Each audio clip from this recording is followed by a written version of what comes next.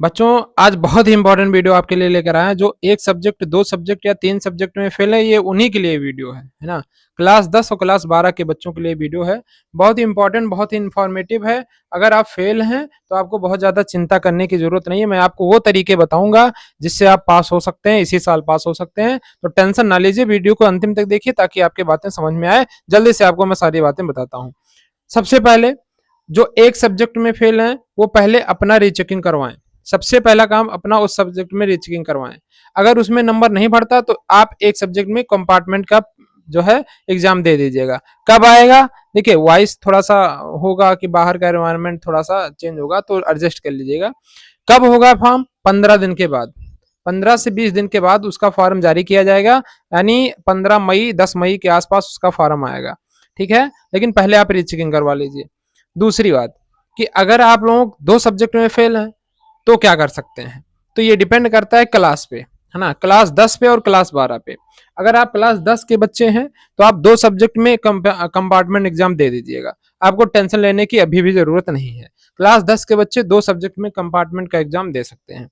रही बात क्लास 12 की, तो क्लास 12 के बच्चे जो दो सब्जेक्ट में फेल हैं उनका एक सब्जेक्ट ऐसा होगा जो 20 नंबर या 18 नंबर या 21 नंबर या 1 नंबर या 2 नंबर या 3 नंबर से फेल होंगे। अगर सही है तो बताइए यस सर। केमिस्ट्री या फिजिक्स किसी में फेल होंगे तो ऐसा होगा कि 2 या 3 नंबर से आप फेल होंगे। आप उसमें रीचेकिंग करवाएंगे और गारंटेड है कि आप पास हो जाएंगे, है ना, क्योंकि 2 नंबर 3 नंबर आपके बढ़ने के चांसेस ज्यादा रहते हैं, पास होने के चांसेस ज्यादा रहते हैं। फिर बचेगा आपका एक सब्जेक्ट, तो एक सब्जेक्ट में आप कंपार्टमेंट दे दीजिएगा। आई होप आपको ये बात क्लियर हो गया हो। दो सब्जेक्ट वालों को बता रहा हूँ, क्लास 12 के बच्चों को। क्लास 10 के बच्चे क्या करेंगे? आपको दो सब्जेक्ट में कंपार्टमेंट दे देना, आपको टेंशन लेने की कोई जरूरत नहीं है, आप इसी साल पास हो जाएंगे। तीसरी बात कि वो बच्चे जो कंपार्टमेंट में तीन सब्जेक्ट में फेल हैं, तीन सब्जेक्ट में फेल हैं, वो क्या करें?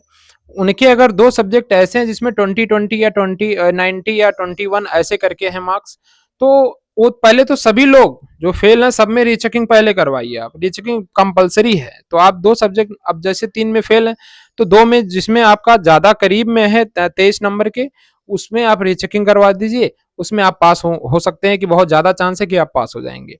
फिर फिर होगा क्या कि जब आपका एक सब्जेक्ट, उसमें जब आप पास हो जाएंगे तो जो आपका एक सब्जेक्ट होगा उसमें आप कंपार्टमेंट का एग्जाम दे दीजिएगा, है ना। कंपार्टमेंट का एग्जाम जाके जुलाई में होता है और पेपर जो रिजल्ट आता है वो अगस्त में आता है, और जो फॉर्म भरा जाएगा वो मई में भरा जाएगा। तो आपको चिंता लेने की बहुत ज्यादा जरूरत नहीं है। अदरवाइज अगर आप ज्यादा नंबर से तीन सब्जेक्ट में फेल हैं तो आप अगले साल का वेट करिए, आपका कोई इलाज नहीं हो सकता। दो सब्जेक्ट वालों का हो सकता है, अगर उनका कम में है तो रीचेकिंग करवाएं, उसमें पास हो जाएंगे। बाकी सब्जेक्ट में क्या होगा? बाकी सब्जेक्ट में वो कंपार्टमेंट दे देंगे। और क्लास 10 के बच्चे हैं तो आपको बिल्कुल भी चिंता करने की जरूरत नहीं है।